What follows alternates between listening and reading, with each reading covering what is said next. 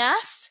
As I said, we are joined today by Vrakas Blum, Joseph Genders, he's a president and shareholder, and Scanco, Andrew Neal, software sales specialist. And just a couple items about the two companies. Vrakas Blum has been selling and implementing JobOps software, Sage 100 manufacturing software for over 20 years.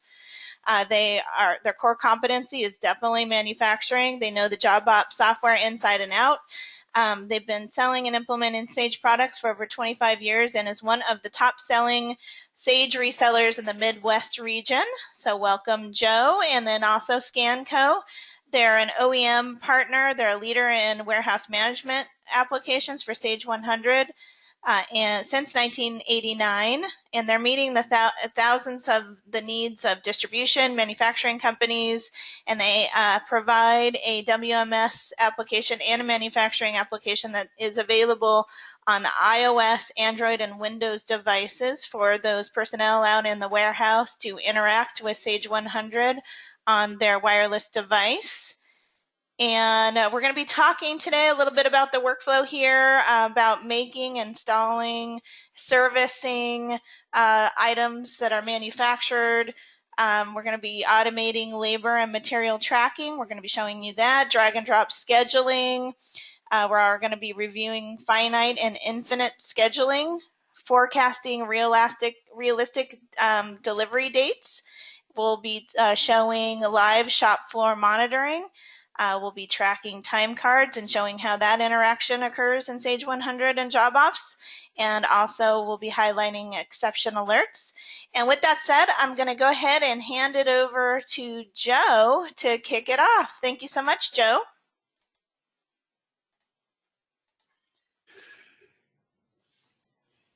All right. Thank you very much, Adrian. I'm going to jump right in here.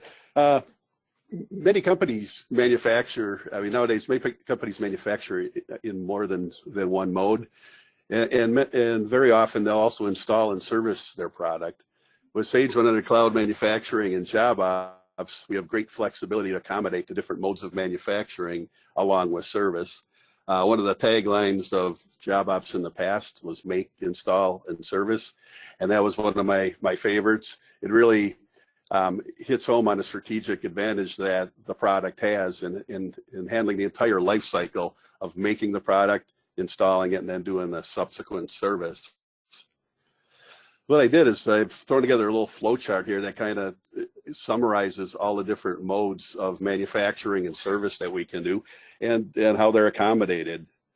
From Sage's order entry, we have a lot of options. We could be doing a make-to-order job, and that could include an engineer-to-order situation. With make-to-order, we could start from a template for that job, and the template can be as simple as the routing. Maybe we don't know exactly what we're making, but we know the process it needs to go to, so we can at least start with that as a starting point. Or a template can be a lot more than that and encompass all the materials and the routing that we might need. We also have the ability to copy from open or a history work ticket. So if we have a customer that orders something and it was a one-off, we don't necessarily want to go through the process of setting up a template to make that again in the future, but then voila, we get another order that we have to make it. Well, that's easy enough that we can copy from that history work ticket, pull it in and make it again. And I'll be showing an example of that. In an engineer-to-order situation, a lot of times you don't know exactly what you're making. It needs to be engineered. So we can start with that template, and then we can import the parts from the CAD system where it was designed. And I'm going to show an example of that. A real strong feature that the product has is a product configurator. So we're able to configure something to order. I call it's a dynamic work ticket and a dynamic sales order generator that you're able to run from order entry and create the work ticket and also price out and put the text on your order, your quote. That's something I'm going to be showing today. From order entry, we can also do installation or service. There's two different types of service tickets that we can generate from there. One of them is called an order-based work ticket, because if we're servicing something, it's like, well, we don't have a line item that we're selling. So what this allows us to do is launch into a service ticket right from the sales order header. We're able to then do the service, and in many cases it may be billed on a time and materials basis. So based on the parts and the labor that actually go into that service ticket, that's what then creates those billable lines that will bill a customer. An item-based work ticket is kind of a cool option that we have. If a customer's sending in 5 different items that need to be serviced, this is a unique work ticket that if we have 5 items to service, it'll create 5 steps on a work ticket, and each step becomes a bucket that we can put the material and labor for that specific item that we're servicing for that customer.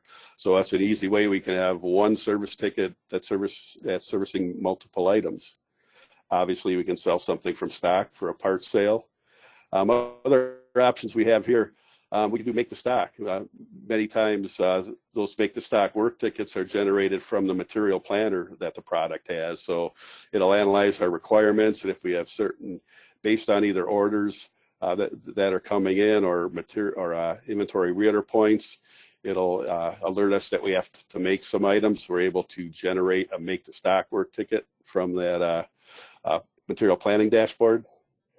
And then with the field service module of JobOps, we get additional service options where we can launch a break fix type service ticket right from our dispatch board. We also have the ability to put in preventive maintenance schedules. So it'll generate PM service tickets as needed as per the schedule that was defined, and we can do that type of work.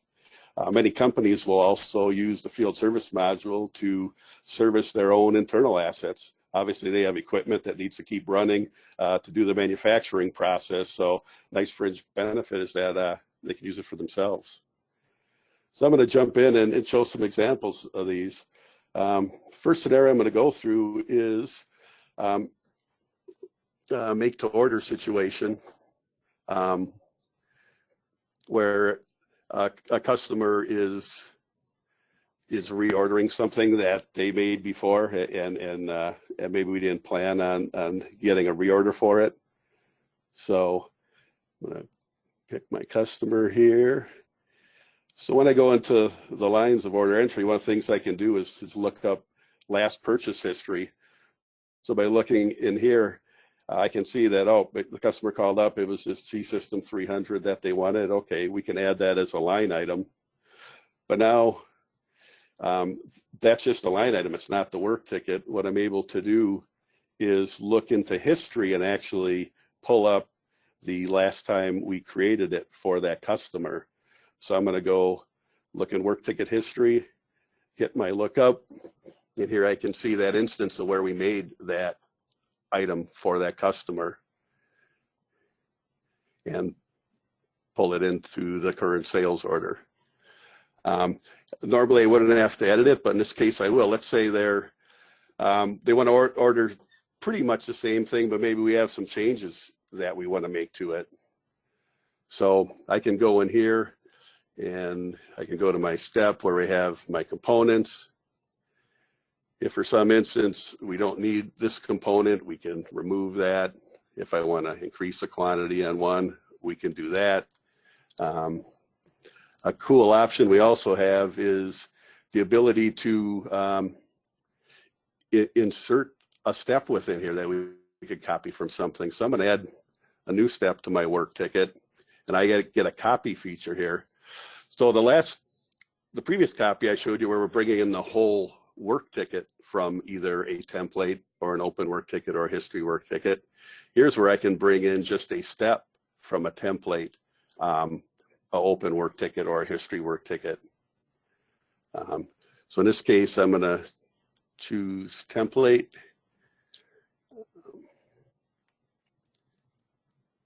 Let's see, I'm going to go into my,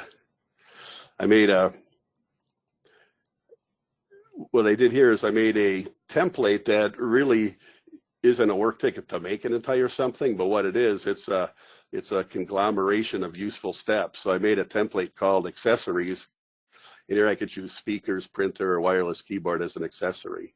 So I'm going to select printer and OK. So now I was able to surgically copy that one step into my current work ticket. And if I go on to my parts tab of that step, here I brought in the printer. It also made that a chargeable component, so this has become a billable item to the customer. And I'll say accept. So now going back to the order, you'll see I have my original system on there, and then I have a second billable line for that printer. So I was able to bring in something from history, edit it. I was able to add a step to it and surgically bring that in. So next option I'm going to show is an engineered order scenario. So we're going to start a new work ticket. I'll just pick a customer. So many times in an engineered order situation, well, we're doing something new. So I'm going to start with a star part as the line item. So it's a non-inventory item.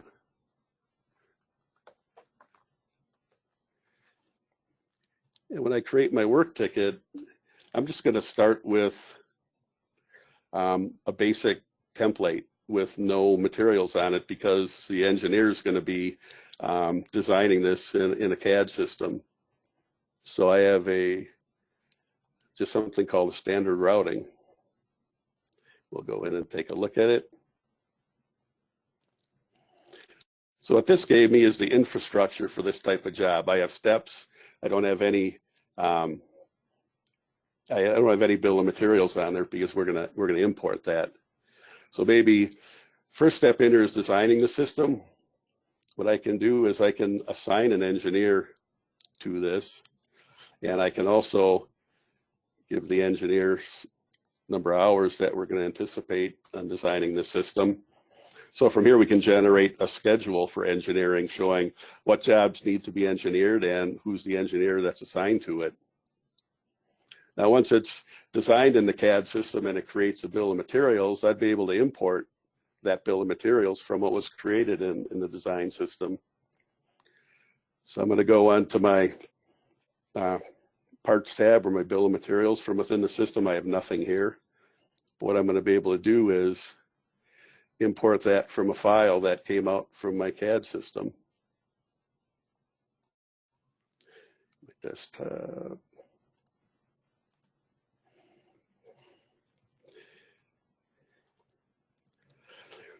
So here it popped up with an exception. I purposely put an invalid item code on the file I was importing from. So if you're actually importing an item number, it's going to validate it against the item master in Sage. And in this case, this item doesn't exist, so it is doing that validation. But what I also did is many times, if you're designing something, we're going to be having custom parts too, and we don't necessarily want to have an item master. So you can see my last part that I imported is a star part, and I have it flagged to be a purchase item. So if we're going to buy something custom for this custom engineered order job, we don't need an item master, but we can still import that. So, all right. So the next option that's cool is the JobOps Configurator. So I'm going to go in and start a configured order. So here we have one for a custom door. And you can see there's no price on here right now. So that's going to come in later. And there's really, there's no description. We just got a real generic description. So that's going to change once we run the configuration. So because a configuration exists for this generic item code, it's suggesting that we use that. So I'm going to say yes. So it's going to walk me through the features and options to build this door. On my first sequence, I'm going to have a couple unique options. Load last will load the last time this was configured, which can be helpful. Sometimes people want like various options priced out. So with some minor changes or maybe quantity differences or something, by loading last, we would load last and tweak it and save it again. We also can create templates. After we run through the configuration, we can save a configuration template. And then here at the first sequence, I have the ability to start with a template. So if there's a common configuration or something that might be in a catalog, we can save that as a template within the configurator and use that as a starting point. So I'm not going to do any of that right now, but I'm going to type in a number that's not valid. You're going to see it's going to scream at me. So if it's not within what's valid data, it's not going to accept that. So I have to pick something that is valid. So I'm going to pick an 80-inch tall door. So that first example was just where I could enter a number. This is an example of a calculated list. It's the door width. And the validation within here, we gave it a minimum and a maximum and an increment, and it dynamically built this list, and I could only pick what's a valid item from the list. So now I can pick the wood species. As I do this, I can also associate a picture with it. And here's an example of a rule. So I chose cherry, and I'm going to move forward. It's only allowing me to have a hollow core door with cherry wood species. If I go back and choose oak and go forward, now you can see I can have a hollow or a solid core. So we have rules built into here. So if we design the configurator properly, you can't make something that's not capable of being manufactured. Now let's go through. We'll do a right hand opening.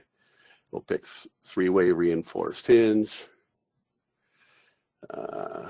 Antique or brass locks, that sounds good. So do we want a glass insert? Yes. And now because I said yes for glass insert, the next one's going to say, what do you want etched on there? So I can type in something and say next. So now I'm at the end of my configuration. As I mentioned, we could save this as a template. I can also see what text it created. As I go in here, each feature and option, we can have it create text related to that, which can be written back to the order, and we'll take a look at that. We can also have it build a smart part number. Even though I started out with this very generic item code here, we can have it build a smart part number. So based on the digits in that sequence, we know exactly what the configuration is, and we can do reporting off of that. I can also take a look at my results, and maybe I notice it's like, oh darn, that's right, I wanted a left-hand opening. I can jump back to that sequence, make my change, fast forward again, and then I'll generate my work ticket. And I'll go in and I'll preview it. That'll make it the easiest to see what we actually created. So we dynamically created our work ticket, which is a routing and bill of materials and work instructions for this configured item. We can see in the step text on step 0, it has door measures 40 by 80. We can see we have 3 of the 3-way reinforced hinges, which we chose. We have 1 glass insert named to be etched, Sage 100 rocks. And we have all our quantities and materials calculated. So it dynamically created our work ticket routing to make that item. Then if I go back to the sales order, we can see it priced out the basic door. It also gave an upcharge for the inserts. And if I look at the extended text of that item, it created all the text with the features and options that were chosen. So that's a very, very powerful tool. So I'm going to touch on some service work now. So the first one I'm going to show you is this is an order-based work ticket. So as I mentioned previously, a lot of times you get a service call, you're not selling anything, and you may not even know what you're doing until you evaluate and take a look at the item. So here we're able to create a work ticket without any lines on the sales order. And I can, if we've repaired this before, I can pull up the asset record related to what we're servicing. So here's all the assets that we've serviced for this customer, and I can select one of them. And then from here, I can launch in and create a service ticket. And I have a template out there just for a service call. All right. So what I'm just going to do here is add a quick item onto this. What I'm doing, the item is defaulted to chargeable, and there's the price. And if we posted labor to here, we could actually automatically have the labor become billable. And what that did now is it wrote back to the sales order line, and we have that component as a billable item on this service order. So that's can be very helpful. Another way to do a service ticket from order entry is with just doing an item based. So I gotta choose item. In this situation, I'm just going to start off with a slash code for repair. So what an item-based work ticket does, it makes one work ticket, but the number of steps equal how many items you're servicing, and each step kind of becomes a mini service ticket for that item. And I'm going to just create a blank work ticket here. So I entered a quantity of 2 on the order. So now it made a service ticket with 2 steps. If I go into each of these steps, I'm able to then link it to which asset each of the steps is servicing. So it'll keep that service history. Here, I'll pick a different one. And then it'll write back to that. So that can be cool and helpful when a customer sends in multiple items. Now, when I refer to the service history, what record that we have in the system is called equipment asset maintenance. This pretty much keeps the life story of the asset that we're servicing. So here I'll just pick one. It keeps track of the warranty dates, whether it's covered on a service agreement, where it's located. We have our revenue and cost to date, so we can see how profitable this item's been over the years, who we originally sold it to, which might be different than who currently owns it and who we're currently providing service for. And then we can have the full transaction history with where we may have made it or sold it or serviced it or did warranty work. And then we can drill down into the invoice and the service ticket or the work ticket from here and see all the details. So just by linking that asset record to what we were servicing, it's going to write back to that history. All right. So with the service dispatch board now, we have the ability to launch service tickets in a couple different, oops, wrong one. There I am. All right. So here's the dispatch board. This allows us to create new calls and also dispatch them to technicians. I could get a call from here. I'll pick my customer. I'll pick the classification of service that I'm doing. I'm able to select from the asset lookup which asset of that customer am I servicing. I can select a generic problem code. Here's a default number of hours. I can override that. I also have the ability to put in a bunch of description as to what the customer told me is wrong. So there I quickly took a new service ticket on the fly, and then I can go ahead and schedule that and assign it to a technician on their schedule. What we also can do with the service module is have PM schedules and generate preventive maintenance service tickets, and from here we can assign that to a technician on the dispatch board. All right, so covered a lot of different ways that we can create work tickets and service tickets. And many companies will do a blend of a couple different of those based on the nature of their business.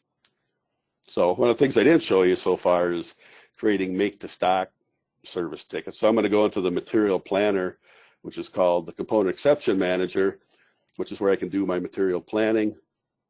What I'm able to do here is put a time horizon in, so I can tell it, hey, how far in the future do I want to do my planning? I'm going to just leave the cutoff date blank, which is going to be infinity. You can see there's a checkbox here for include lead time. So it'll consider the lead time on both purchase and manufactured items. So if something has a longer lead time, it's going to push it forward in the planning horizon. So we buy or make it sooner rather than later and accommodate that. So I'm going to just hit generate work file here. So what it's going to do is it's going to crank through all the data that we have in the system. It's going to look at the quantity we have on hand. Then it's going to look at what's coming in. So we could have a purchase order with an expected receipt date. We could have a manufactured item with an expected completion date. Then we're going to have demand from customer sales orders, from components on work tickets, from inventory reorder points. And optionally, we even can integrate with the MRP module and put forecasts in there and consider that. So it's not going to automatically create any purchase orders or work tickets, but what it's going to do is give me a dashboard where I can analyze it and understand it, and then I can initiate purchase orders and work tickets. So here's my items. You usually want to go in and plan your make items first, because make items have components which could be purchased items. So I'm going to look at these first. If I click on one of these items, I can see what's generating the demand. And here I just have one work ticket that's creating the demand. I also can drill into my inventory projection where it's showing I have 0 on hand. I have 3 different work tickets that need this item, and we don't have any currently in production. So that's why it's telling me to make some here. I have the ability to override these quantities. I can put them on hold. What I'm just going to do is I'm going to go ahead and hit create work ticket, and it's going to generate these work tickets. And then this will also accommodate if we have multiple levels of assemblies. So as I hit continue here, you're going to see the 3 work tickets I created for that first level went away, but now we have a second level. So this is a sub-assembly that was on one of those prior work tickets, and I can create those work tickets. Cool. So now that I've planned for the items I have to make, I can go take a peek at the items that I need to purchase. I'm going to sort that by vendor. Obviously, that makes a lot of sense. We're talking about purchased items. So I have 5 vendors I need to buy stuff from. If I click on a vendor, I can see the items. And I can drill in just like I could with the manufacturer and actually see all the forecasted transactions that are happening. On this first item, you're going to see it's projected that we're not out of stock, but it's telling me to buy 20. That's because we're projected within our planning horizon to go down to 2. We have a reader point at 8, which we're below, and our minimum order quantity is 20. Thus, it's telling me to buy 20. I'm going to override this quantity here. When I'm happy with what I have, I simply hit create purchase orders. Oops. And create new. And once I created a purchase order to satisfy that demand, it takes it off my exception dashboard and I can move on to the next one. I'm going to jump into PO and quickly show you the purchase order that was made. Here's Borg Technologies. We'll see the 2 items that it's telling us to buy. Although it actually, this first item, it broke it out is in 2 line items, because normally we buy it to stock, which we're buying 19.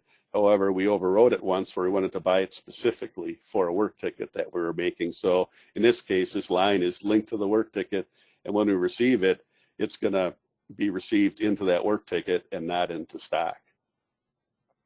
So that's a quick overview of the material planner and also creating make to stock work tickets and taking care of our material planning. I'll do a quick overview of scheduling. I think scheduling starts really in order entry with setting expectations. So I'm going to put a new order in. This could be a quote also. So from order entry, we have the ability to run a capable to promise calculation. So as long as we have an order that has a work ticket on it, so it knows what labor and materials that we need, which I'm going to just go ahead and quickly create a work ticket. We're not going to edit it. Oops. So I have an order, a quote with a work ticket, and now I'm able to, and this is a typical salesperson. He promised it today, which is not possible to do. But by clicking on capable to promise, the system will tell me what's the earliest possible day we could get this done if the order was placed right now.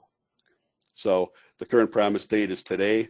I'm going to run a capable to promise calculation. It's saying, hey, we can get this done July 5th. You want to set your promise date to be that date. In this case, I'll say yes. And if you have the customer on the phone, you could be setting expectations right now and maybe avoiding making a problem. If I drill into a little green key here, it'll tell me how it calculated that date. And so here's all the steps in the process that I need to do, and it shows the start and the end date of each step. But really my big problem here is the first step has this component that we don't have on hand, and it's going to take really until July 5th to get it. So that's my big constraint. So maybe if I could find an alternative vendor, expedite that item, I could solve the delay that it would take to make this item. So that's really step one. The second step is you'll be entering orders in the system, and you need to get them on the schedule. So I don't have great data for this, but there's a utility we're going to run, and we could put a number of cushion days in, which is our room for error. And when we run this, it's going to give me an exception report showing me the status of everything it's scheduled. This is not what you want because it's showing everything that's late. Because I was entered a bunch of orders with today is the promise date. So, but normally you would maybe get a handful of exceptions off of here. And when the scheduler runs this, that would be your second red flag. Hey, these are the items that I need to take a look at and maybe make some changes with. So we have a lot of different ways that we can then interact with the schedule and make our changes. So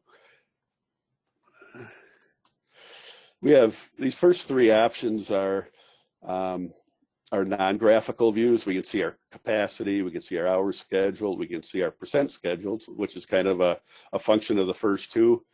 The non-graphical views that we have the biggest horizon we could look at. I'm going to look at a monthly view. I usually preface this that, hey, let's go in here first and let's get the big picture before we get lost in the weeds.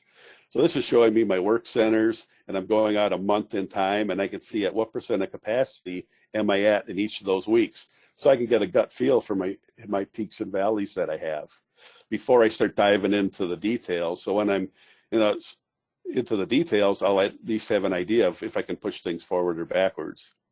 And from here, if I want more information, I can drill into it and go into that work center, see what jobs are in there and where they're scheduled.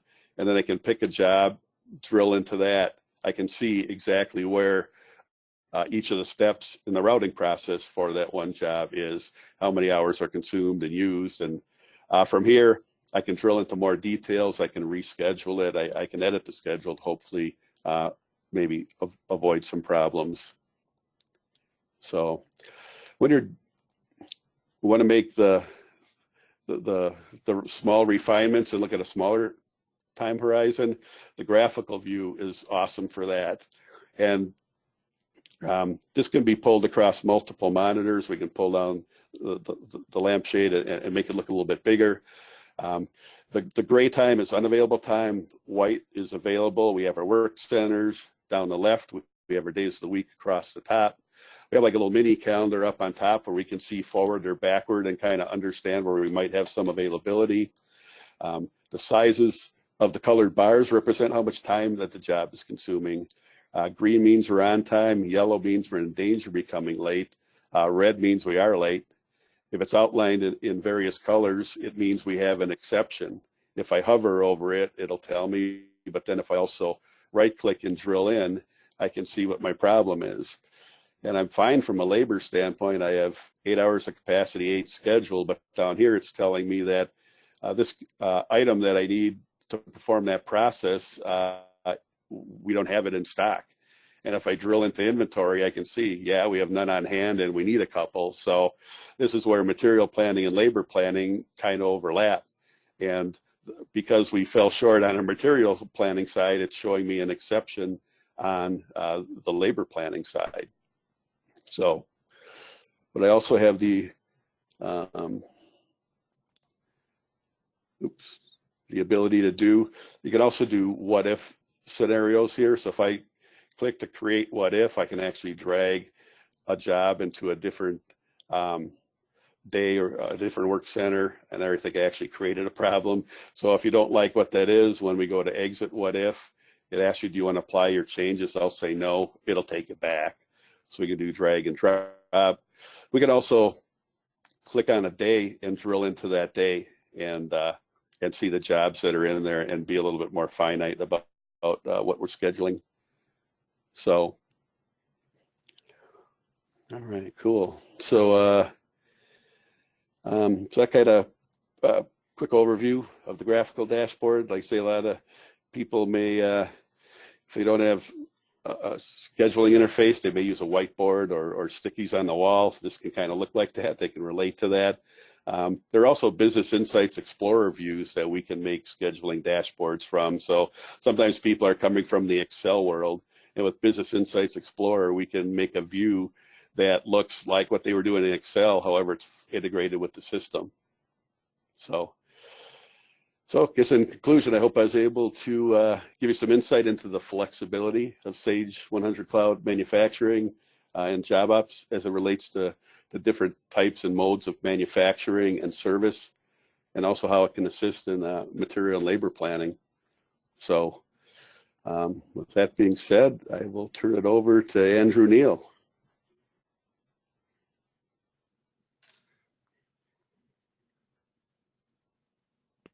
All right. Thank you very much, Joe.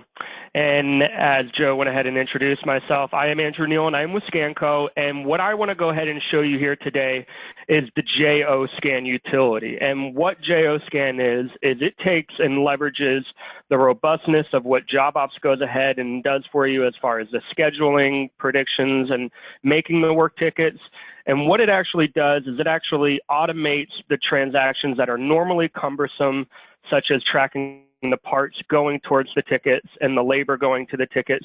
And it goes ahead and automates those processes. That way, it's not so much of a cumbersome effort in your Sage environment, because, today, typically speaking, if you go ahead and you release a work ticket out onto the floor, and if you want to go ahead and track either the parts or the labor, you're typically going to be writing this down on a piece of paper, and then you're going to be doing another entry later on down the road as you actually want to enter the information back into the JobOps.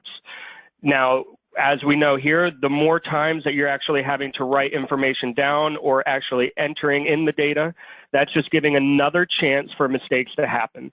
So by scanning and validating not only what are on the actual work tickets and by able to be collecting that data in real time, we're going to be gaining not only the time savings, but we're going to be seeing less errors. We're going to be having real-time information and visibility of not only who's working on these work tickets, but what phase of the production they are on. That way we have a better gauge of what is actually happening real time on the actual manufacturing floor. So what you're looking at here today on my screen is the actual interface for JOScan. We make it to be very simple, fat finger friendly, and very easy to really utilize and use on the work floor. So what I've gone ahead and done, and we'll go ahead and run through a few transactions. I have a work ticket that I have right in front of me here today. So I barcoded this work ticket, and that's just using a standard crystal reports there. So what we would go ahead and do in the event that we want to actually track the parts that are going to these work tickets, instead of having to write these down, as I was saying, and having to enter them in later on down the road, what we're able to do right here is select our parts usage. And what that's going to go ahead and do is that's going to go ahead and bring up for us to actually scan in our employee ID. Now, this can be something very, as elaborate as maybe a barcoded badge, or it can be something as simple as a barcoded cheat sheet that is just laminated in next to the terminal. But what we would go ahead and do is we can go ahead and scan in with our employee number, at which point in time, what we would go ahead and do at that point is to go ahead and scan the work ticket that we're going to be working on, and then the item that we're actually going to be tracking and issuing to that job. Now, what you're going to go ahead and notice here on this screen is it's going to give you the quantity on hand for that item, the required quantity for that ticket, and what's already been issued to that job. Now, we're going to do a few different real-world scenarios that we can go ahead and we know that happen day to day. So we can go ahead and see right here that we already issued the required material to this ticket. Now, let's just say hypothetically, we actually overissue and we have two people that are actually issuing material to this job. So in the event that we have someone that goes ahead and issues that material and they go ahead and accept that, what we would be able to go ahead and see once we log back in, as we scan in with our employee number and we scan in with our work ticket, is the fact, hold on one second. What we would be able to go ahead and see from here, bear with me one moment.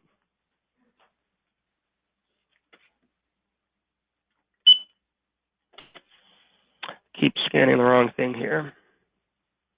So let's back up here real quick. So we go back to our parts usage. We go ahead and we scan in with our employee name, the work ticket, and then the item. Now, as I was going ahead and saying before, we're going ahead and we're tracking this inventory live. So now that we can go ahead and see, we have a required quantity of 2. We actually overissued on our previous transaction.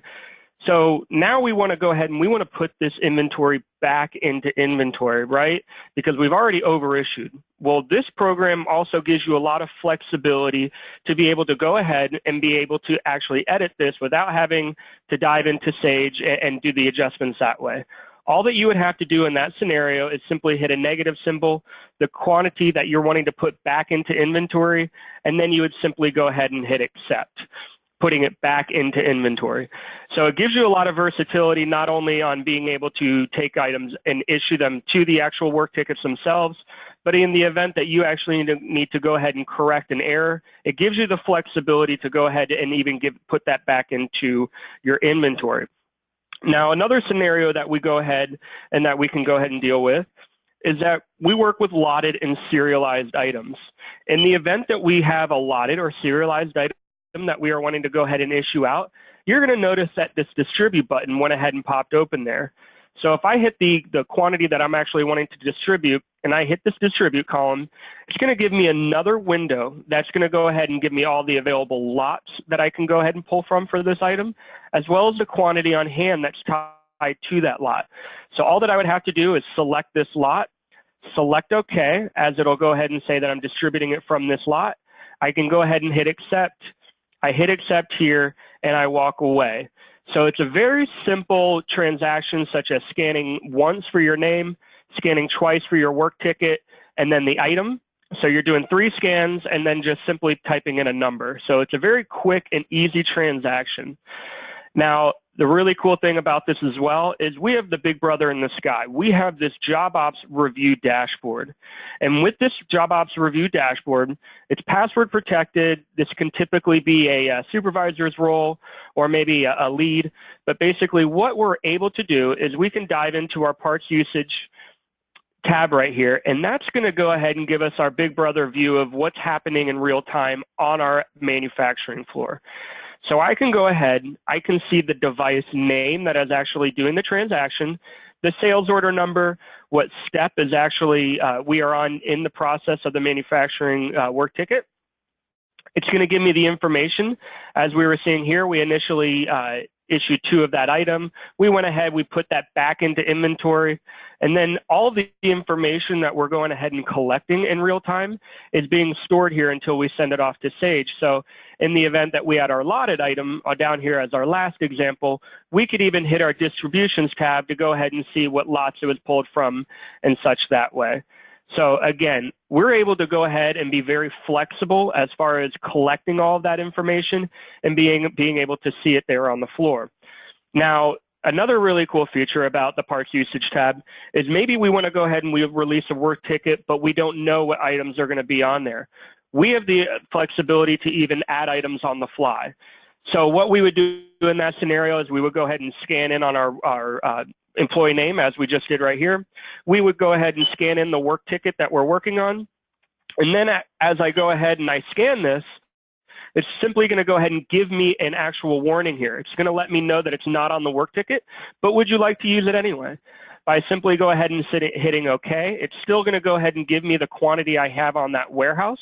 But because I don't have this tied to the work ticket itself, it doesn't have anything populated here. So all that we would have to do is type in the quantity that we're wanting to add to this specific work ticket.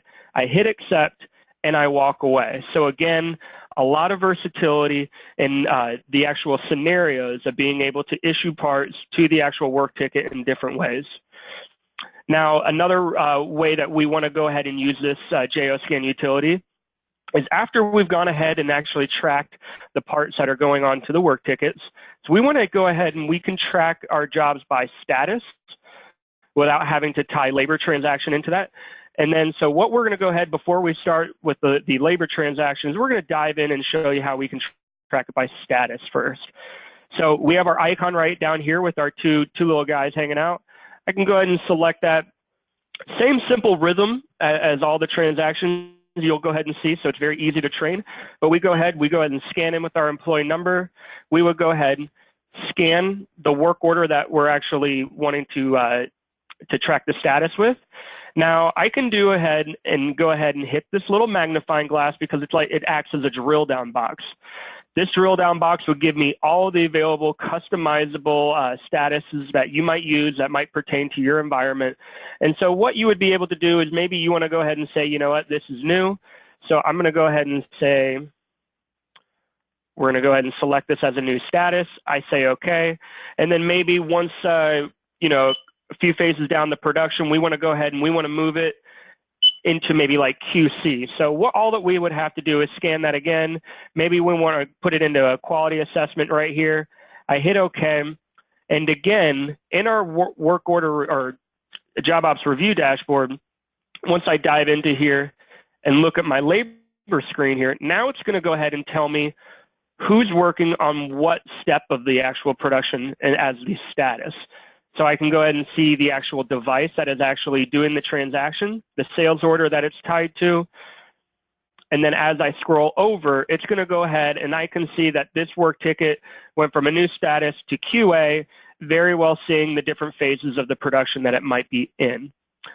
Now, adding another layer to this, if you want to go actually and track labor, all that we would have to go ahead and do is we have our labor tracking icon right up here on the top. I can go ahead and select my labor tracking icon. And then as you'll notice, just as before, scanning in with our employee number, scanning the work ticket. And then based off of the step and the routing, we can go ahead, it's automatically going to populate what activity code that you're actually in, the status, and then it's automatically going to populate that start time. So all I have to do is hit accept. Once 5 minutes or 2 hours goes along and we're actually done with that actual transaction, that individual will go ahead and scan in again, at which point they would go ahead and scan in that work order that they're wanting to finish. As you can go ahead and see here, automatically populates that end time. So all that they're having to do is hit accept and walk away. So what was normally a very cumbersome effort of having to write this down and have it sent in and entered in, we're able to go ahead and accomplish this task by 2 scans, hitting enter, and walking away. Now, from, again, a supervisor's point of view, we're able to go ahead and see how these times are actually affecting our work tickets. So now if I go into my labor tracking tab, you can go ahead and see the differences of just simply tracking it by status, in which it's not capturing the start and end times, it's capturing just the status codes. But what we can go ahead and do from the actual labor transactions, it's actually going to be feeding you and collecting the data as far as when they started the actual ticket and when they actually ended that ticket transaction there. Another really cool feature and what we see time to time, you know, in a typical manufacturing environment is, you know, problems happen. We have people that go ahead, they clock out, and they say, hey, boss, you know what? We need to go ahead. I actually clocked out of that job, but I actually worked on that job, we'll just say, for an extra 2 hours. Well, without having to go into Sage and having to do the cumbersome efforts to fix it that way, we have our edit mode that is right down here. We can turn that on. And what that will go ahead and allow us to do is to go ahead and change anything in one of these fields. So if I need to change a time before it's sent into Sage, I can go ahead and change that time to an extra 2 hours there. I save my changes, allowing me to get ahead of any kind of problems or issues that may happen before it gets to Sage. So lastly, as far as the life cycle, if you're going ahead and you're doing your make to stock closings, you would go ahead and hit that selection there. Again, we don't necessarily need to barcode everything. We prefer it for speed and accuracy purposes, but anywhere that there's a magnifying glass allows us to go ahead and act as a drill down box, allowing us to pick work tickets that are allowed to be, or that are supposed to be being completed there. We would go ahead and select that. Again, all that we would have to do at this point in time is go ahead and hit accept, allowing us to go ahead and have visibility for our make to stock closings on our review dashboard here as well. So if I went to my tab here, I would be able to see what work tickets are being completed, the quantities that are being completed, and such that way. So those are the primary transactions that everybody would be using day to day. But that's not everything that JOScan comes with right out of the box. We also have a time card functionality, which if you're don't have anything for payroll, this acts as your time in, clock out at the end of the day. And simply you could go ahead and clock in. And how this would work is this would go ahead and export from a CSV file. That way you can go ahead and send it to your payroll provider. And then lastly, what I want to go ahead and touch in on is actually our QC module and how this can actually tie it to the actual tickets. Now, standard out of the box, we have about 8 different forms that we can go ahead and work with, but we're going to go ahead and just show one here today. Again, these are standard forms that we can go ahead and use that can be tied to the tickets. So I can go ahead and scan in with my employee number. I can go ahead and scan the work ticket that I might be inspecting. At which point in time, I can sit here and say, you know what, everything is passed, and I can go ahead and hit accept, accepting that QC transaction. Or if I go ahead and hit fail, it'll go ahead and ask me for certain requirements as to why it fails. So again, giving you the flexibility to go ahead and do what are normally cumbersome transactions in Sage and what are in JobOps module there, and being able to go ahead and automate it right here from the floor, tying all this information to the work tickets themselves. And all the while we're collecting this information, we're able to go ahead and see a full encompassing view of who's working on what and what stage of the actual production it's in, allowing you to go ahead and be able to have better predictions as far as when jobs are going to be ending, or in the case of that you need to go ahead and address the situation, there are no more guessing games as far as who's working on what. You know exactly who is working on what work order or what work ticket and where to go to in the event that you need to go ahead and have a problem solved there. So that is the JOScan utility. I want to go ahead and hand it over to Adrian. That way, if we have any questions, we can go ahead and answer any questions. Thank you so much, Andrew. And Joe, I do have a poll